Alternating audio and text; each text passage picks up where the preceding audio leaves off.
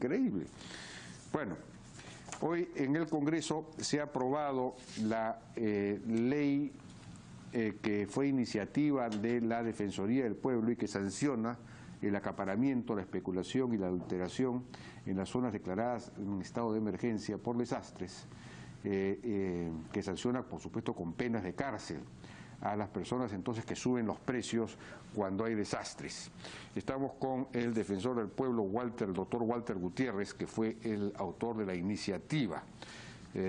Doctor Gutiérrez, buenas noches. ¿Qué tal? ¿Cómo está? Buenas noches. Buenas Gracias noches por la invitación. Bueno, este proyecto de ley ha sido aprobado prácticamente por unanimidad, pero claro, no podía prácticamente por unanimidad, pero claro,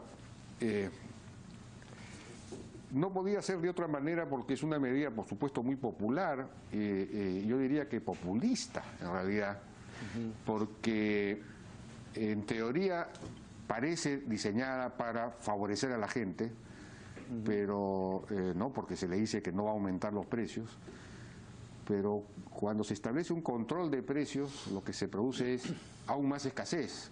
Entonces, claro, puede ser que los precios, porque hay un policía mirando, no suban, pero el bien que se quiere proteger, digamos, el bien que desaparece por completo, porque no se va a vender, ¿no? Entonces termina, en realidad, es una típica ley, una típica medida contraproducente, que ya hemos conocido en el Perú, pues en la época de Velasco, en la época de Alan García I, qué es lo que ocurre en Venezuela.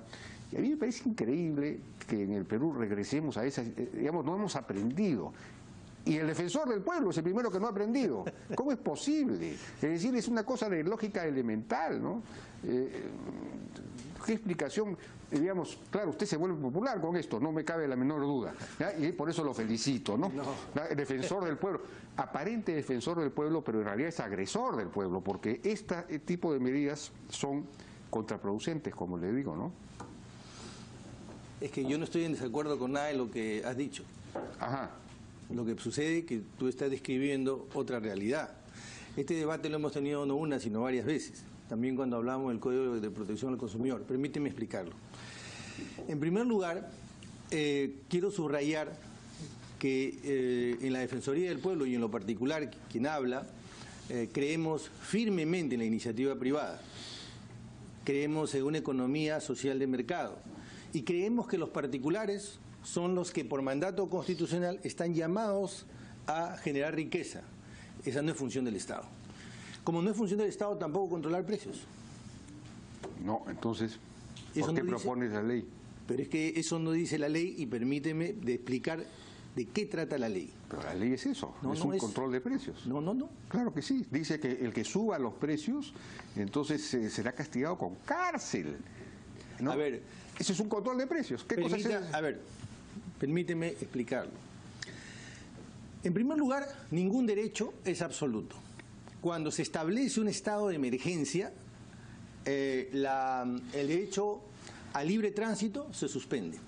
Cuando se establece un estado de emergencia, la inviolabilidad de domicilio también se suspende. El derecho de reunión se suspende. Los derechos, Jaime, no son absolutos. Estamos hablando... Yo no estoy diciendo eso. No, permíteme. Estamos hablando de situaciones excepcionales. Tiempo determinado, lugar determinado, bienes determinados. Entonces, porque no es posible que en circunstancias en donde no hay agua o no hay medicinas, algunos acaparen las medicinas, ¿no? O suban artificialmente el precio para que haya una demanda artificial y se beneficien en perjuicio justamente de quienes son más vulnerables. Pero esta norma, ahí está el problema. Esta norma, permíteme, el diagnóstico es errado. Esta norma, bueno, entonces está errado en 34 estados de los Estados Unidos, donde hay gobiernos republicanos. Mal de muchos consuelo de tontos. Es decir, que en realidad es muy populista. Los republicanos son populistas también. Digamos, cuando en una situación de emergencia, cuando en Piura sube el precio, cuando acá sube el precio del limón, no es porque un comerciante haya acaparado limón, sino al contrario. No estamos hablando porque de limón. no ha llegado el limón del norte porque se ha cortado la vía de comunicación. Entonces, si sube el precio, eso es un estímulo, está reflejando la escasez del bien. Y es un estímulo para que el proveedor de limones, el vendedor de limones del norte, sortee todos los caminos y vaya por donde sea y llegue y ofrezca limones. Entonces, o si sube el precio del agua en Piura porque no hay agua, entonces es lo mismo. Esa persona que producto de que hubo una interrupción del tráfico en la carretera tuvo que subir el precio, esa persona no va a ser sancionada. ¿Sabes por qué? No va a ser sancionada porque no toda conducta que calza en el tipo penal es un delito. Por ejemplo, si la legítima defensa, no todo aquel que mata necesariamente está cometiendo un acto antijurídico. Si esa persona puede demostrar precisamente todo lo que tú estás alegando, esa persona no cae en el tipo penal. No, pero no estoy hablando del, bueno, estoy hablando del vendedor de, digamos, vamos a... No cae en el tipo penal. No, pero no estoy hablando del, bueno, estoy hablando del vendedor de, digamos, vamos a... Está hablando primero del vendedor de limones acá. Pero esto no es para limones. Bueno, entonces ¿para qué es? Para bienes de primera necesidad. Ah, ya, bueno, entonces agua. Botellas de agua en Piura. Digamos, sube el precio, el vendedor de la bodega sube el precio porque a él no le llega ya, entonces estaría cometiendo un delito y va a ir a la cárcel. No. ¿Por qué? Porque acá dice el productor, proveedor o comerciante que pone en venta bienes o servicios de primera necesidad a precios superiores a los habituales en el ámbito geográfico de la realidad, 6 años de cárcel, no menor de 3 años ni mayor de 6 años. Es que ahí justamente, si sube el precio, ese precio que ha subido se convierte en el habitual, de manera que no cae en el delito. Justamente porque hay razones que justifican. ¿Cuándo no hay razones? Cuando yo tengo como propósito acopiar para generar una escasez artificial. Ahí hay dolo, no hay una conducta legítima. Cuando yo, sabiendo que hay bienes, subo el precio con el propósito de generar una sobredemanda, porque el precio es un mensaje. ¿Sobredemanda? Cuando yo subo el precio del agua, la gente interpreta inmediatamente que va a escasear y en vez de comprar 3, 4 botellas compra 12 y se genera una escasez producto justamente de esa señal que mandó este proveedor. Y si tú no puedes justificar... Usted, digamos, el juez que va a interpretar esto va a decidir cómo va a interpretar, cómo va a saber si es que este comerciante subió el precio para, digamos, simplemente para generar esa demanda que usted dice, o simplemente porque no llega el agua, porque se ha interrumpido, digamos, la carretera. Bueno, pero es muy fácil demostrarlo, pues, justamente. ¿Cómo? Porque se ha interrumpido. Justamente, ese es un hecho objetivo, que claro, no se le puede imputar al proveedor. Pero aquí no dice eso. No tiene por qué decirlo. Aquí no dice eso, aquí dice simple y llanamente, el juez va a leer y dice, vámonos, oiga, usted ha subido el precio, ¿no? Y aquí la ley dice que el que sube el precio por encima de los precios habituales, entonces tiene usted, ¿no? Lo siento mucho, 4 años de cárcel. Entonces, aquí no dice que el juez analizará las circunstancias, si es que esto se debe a una escasez generada por el mismo desastre. El desastre genera escasez. No necesita decirlo, Jaime. Mire, le voy a poner un ejemplo. El que acopia dinero, el que recauda dinero habitualmente, hay una norma en el Código Penal. Si usted hace un pandero una vez, sí, las señoras o los señores que se reúnen a hacer un pandero, no son personas que habitualmente realizan eso, ni en cantidad, ni hacen pirámides, pero el que lo hace habitualmente, y así lo dice literalmente el Código Penal, será reprimido con penas severas hasta por encima de 6 años. Ningún juez ha dicho, bueno, aquí dice tal cosa y yo en mecánico tengo que actuar de esa manera. Tiene que confirmar que justamente la conducta es una conducta dañosa, que es una conducta dolosa, que no hay una justificación para hacerlo. El caso que usted me está describiendo es un caso que el propio proveedor puede justificar porque hay un hecho objetivo que ha tenido razones fundadas para poder subir el precio. Entonces, las normas no se aplican de la manera mecánica como se está señalando. Pero, más bien no hagamos populismo con una norma que sí tiene un propósito. ¿Cuál es el propósito? Señalar que el Estado no puede ser un Estado débil. Yo no digo un Estado burocrático, no debe ser un Estado débil. Lo que nos ha pasado, Jaime, es justamente porque tenemos un Estado a quien se le ha proscrito la posibilidad de planificar. Pero cuando el Estado fue fuerte, entre comillas, como usted lo entiende, digamos, en la época de Velasco, en la época de Alan García. ¿Por qué me imputas eso? No, porque en esa época usted dice que es Estado débil en el sentido de que no puede controlar precios, no puede impedir que suban los precios, no puede castigar al que acapara, etcétera. Ese es un Estado débil. Bueno, cuando el Estado quiso controlar precios y castigar al que acaparaba y todo lo demás, y al que supuestamente especulaba, lo que se produjo fue una gran escasez de productos, una inflación que terminó en hiperinflación y, bueno, lo que ocurre también en Venezuela, las colas enormes. ¿Usted se recuerda de las colas? Bueno, Jaime, yo estoy de acuerdo con todo lo que está diciendo. Bueno, entonces, porque eso es una norma de carácter... ese es el Estado fuerte que usted quiere. No. Entonces, ¿cuál es el Estado fuerte? En primer lugar, lo que tú estás describiendo es Venezuela, claro, o la época de Velasco. O la época de acuerdo, pero esa época la norma tenía carácter general. Esto tiene un carácter excepcional, como es en muchos países del mundo. Yo me estoy refiriendo a su noción de Estado fuerte. Esto tiene un carácter excepcional, como es en muchos países del mundo. Yo me estoy refiriendo a su noción de Estado fuerte. Y mi concepción de Estado fuerte es fuerte, léase eficiente, no gigantesco ni burocrático. Bueno, el Estado eficiente lo que debería hacer es entregar agua, digamos, subsidiada, gratuita. Como en Venezuela. En Venezuela no entrega agua. Por supuesto, no hay nada en Venezuela. En su hora, cuando Chávez, cuando tenía fondos de producto del petróleo, entregaba a manos llenas. Bueno, eso sí. Eso es populismo, Jaime. No. Cuando hay una situación de emergencia, sí, el Estado, usted no puede obligar al privado a suprimir la ley de la oferta y la demanda. Es imposible. Se le está obligando. Claro que sí, no puede subir el precio reflejando la escasez, porque eso aquí no...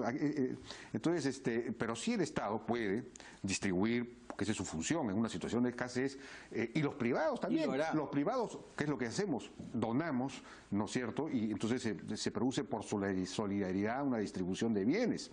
Pero al comerciante, usted no lo puede obligar. Si el comerciante está obligado a comprar a tal precio y tiene que vender algo para poder ganar por lo menos un margen, entonces usted no le puede decir, oye, usted no puede subir el precio porque si no va a la cárcel. Esto es una cosa, pues, Eso no dice la norma.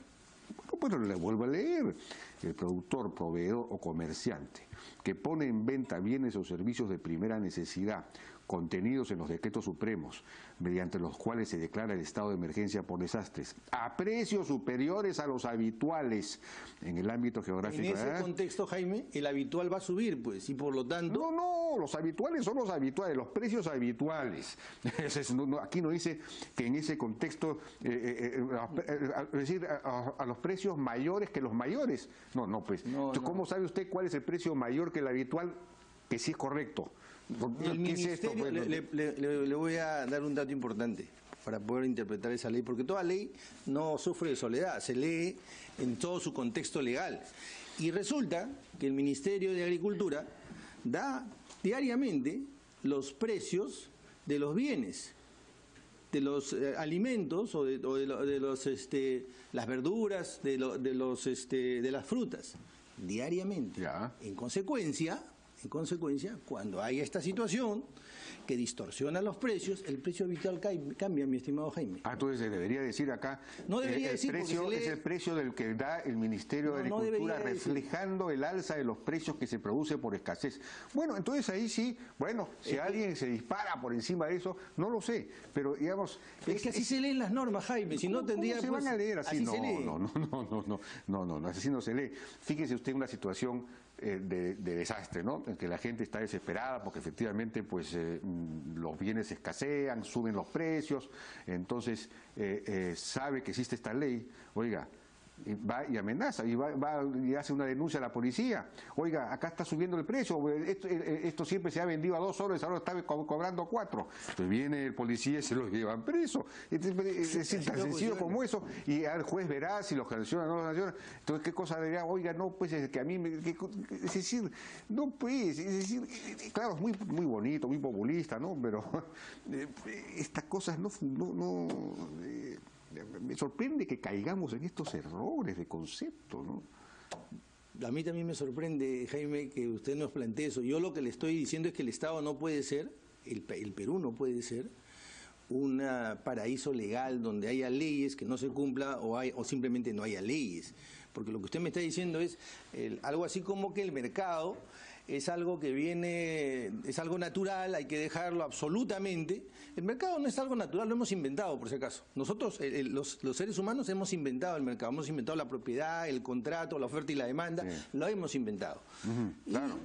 Y no funciona, no son perfectos. Pero digamos, no, de acuerdo, pero digamos el mercado, el sistema de precios es un sistema de alarmas. Cuando un precio sube, significa que el bien está escaseando. Entonces es un incentivo para que el productor o el comerciante envíe ese bien para atender esa demanda. Entonces, claro, si el precio sube, yo que soy productor me esfuerzo y produzco más para mandar. Entonces es un sistema que regula, digamos, la oferta y la demanda. Sí. Entonces, y a su vez el consumidor ve que sube el precio, entonces se abstiene de comprar y entonces se regula la cosa. Todo eso, 100% de acuerdo. Bueno, pero en un contexto normal. En contextos de emergencia estamos hablando de vidas. Claro, pues, pero estamos hablando de vidas, no estamos hablando de corbatas. Estamos hablando es un sistema para que de emergencia, estamos hablando de vidas.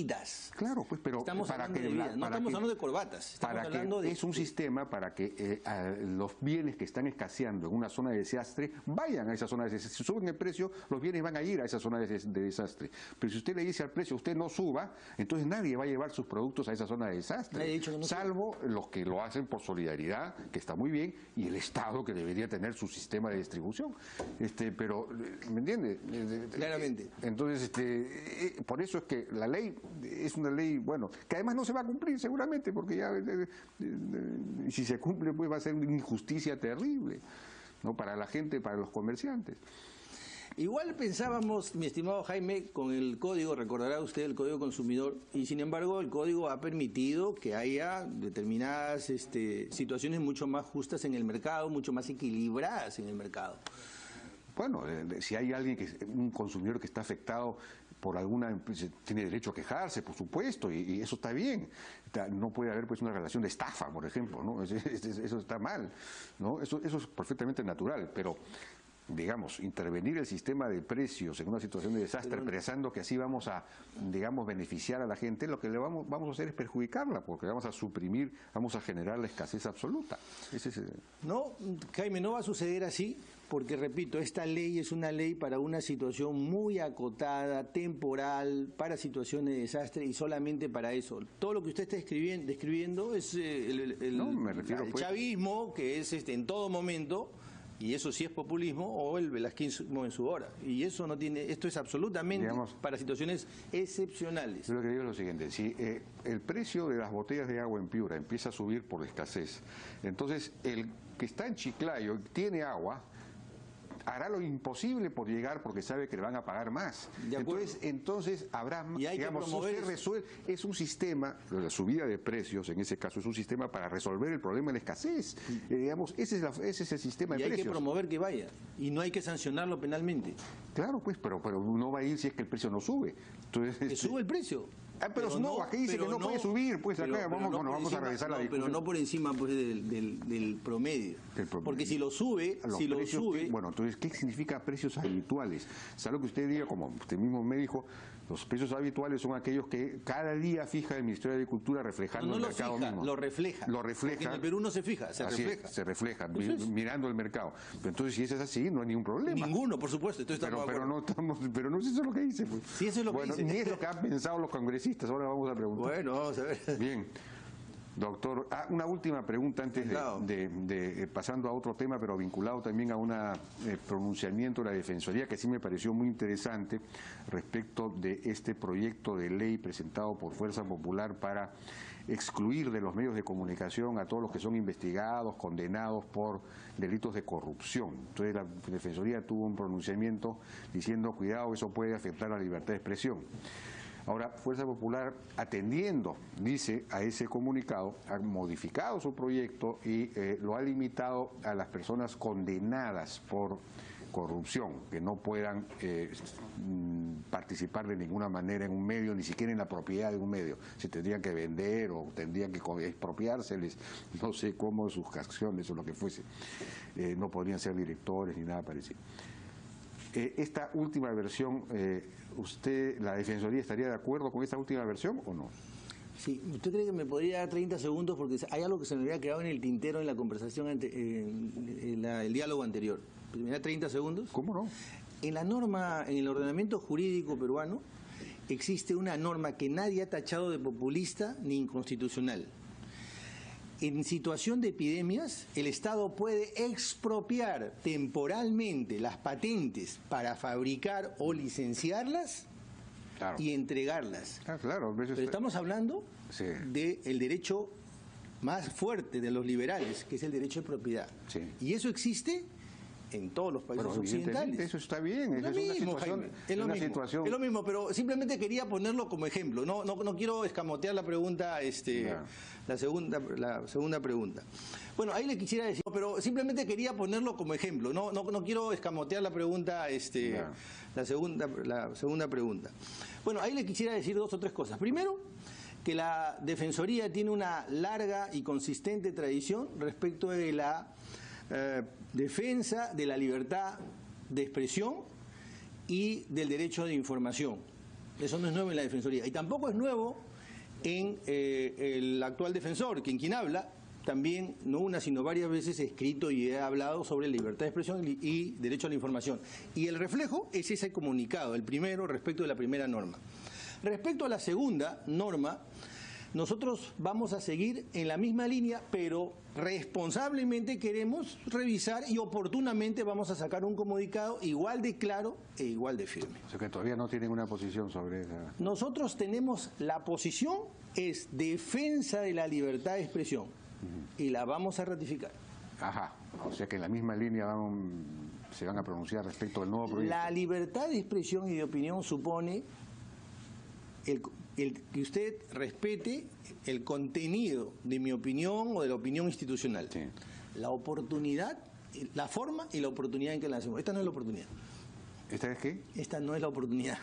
Ah, esta no es la oportunidad. Este es el momento porque todavía queremos terminar de ver todos los pliegues y de manera responsable lanzar nuestra posición. Bien, doctor Gutiérrez, muchas gracias por su participación en la orden. Fue el defensor del pueblo. Vamos a una pausa, regresamos ahora con la ministra de Justicia, Marisol Pérez Tello, que tiene preocupaciones respecto del decreto legislativo 1323, dice que agrava las penas a quienes cometen delitos de odio y que se